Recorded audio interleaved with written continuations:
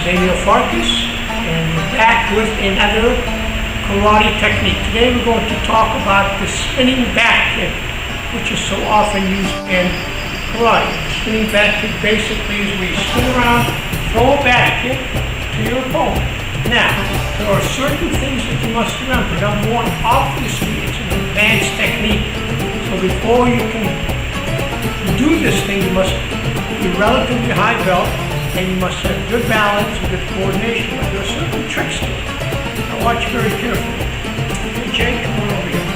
So what I want you to do is get into fighting stance, okay? And what I want you to do is do a spin back. Ready? Go. Good.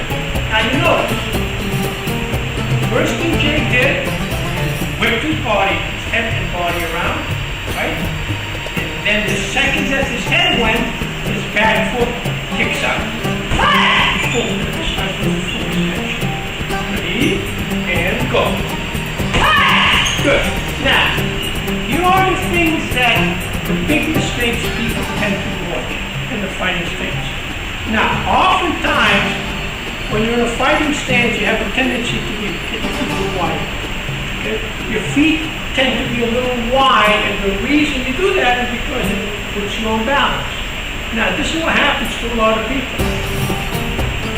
They either attempt to do a spinning backwards in that position, don't move your foot, just spinning backwards. Which is a lot more difficult because what you have to do is you have to go a little over. So what you have to do is you have to make, watch, when you turn, see how you're literally off balance? See that? Okay? So, the first thing you have to learn that whenever you're going to do a spinning back kick, you get into what we call a very narrow stance. You get into a narrow stance. Now, narrow stance is simply a fighting stance in which your two heels are literally lined together. It's almost like a back stance in which your heels are lined up. The only difference is you're a little more forward, so you're not telegraphed. Now, the second that you spin around, your foot is already in perfect harmony to throw the kick. Ready? Go. See that? And kick. There you go. Okay, once again. Alright, so watch the foot. Ready? And go.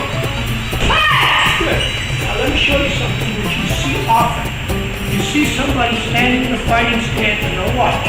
They get ready to go spinning back, and guess what they do? They move this foot over. 1, 2, and the reason is obvious because it is a lot easier to throw the kick from here than it is from here. The problem with it is that anybody that's good, that's facing you, the second move is going to react. And what you want to do is you never want to telegraph anything. So what you want to do is keep your foot narrow. Now I don't have to do anything but spin, boom, boom, and there's your kick.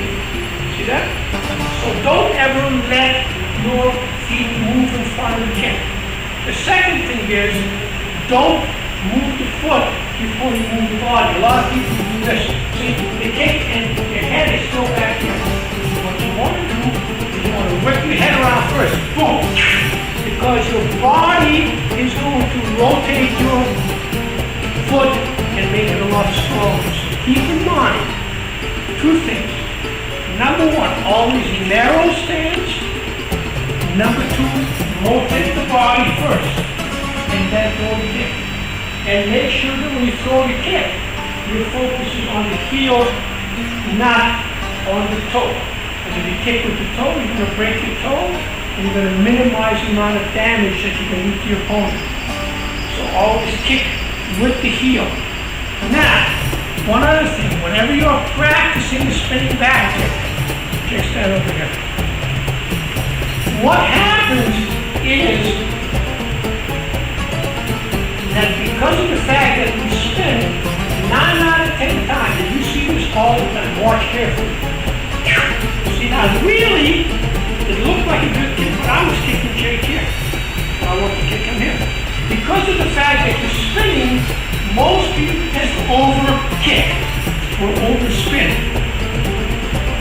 So you have to be really careful that when you do it, you only go half a turn and then kick. Because keep in mind, Even though we call this a spinning back kick, you are not really spinning. What you're doing is turning. But look, if this is a real spinning back kick, you'll be spinning and then your whole body will go around. And all this thing is turn. See, turn, kick, and there it is. See? So keep it in mind, you're turning and kicking even though everybody calls this a spinning back kick. A real spin is something where you really go all the way around and then spin. That's a spin. But a spinning back kick is when you turn and kick. So think of it in that direction. Right in the middle. Nice.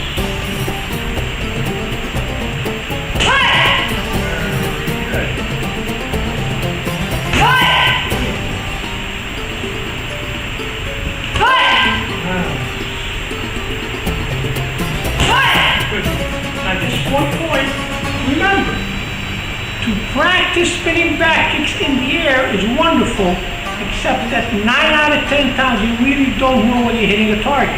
I'll show you. Just do a spinning back kick in the air, right? But you notice it could be there, be here. Unless you have a target, you're really never going to be perfect at that kick. So the best thing to do is always go for the target. Move around. Have a target in front of you. Here's the target. That's right there. And I see that was an overspin.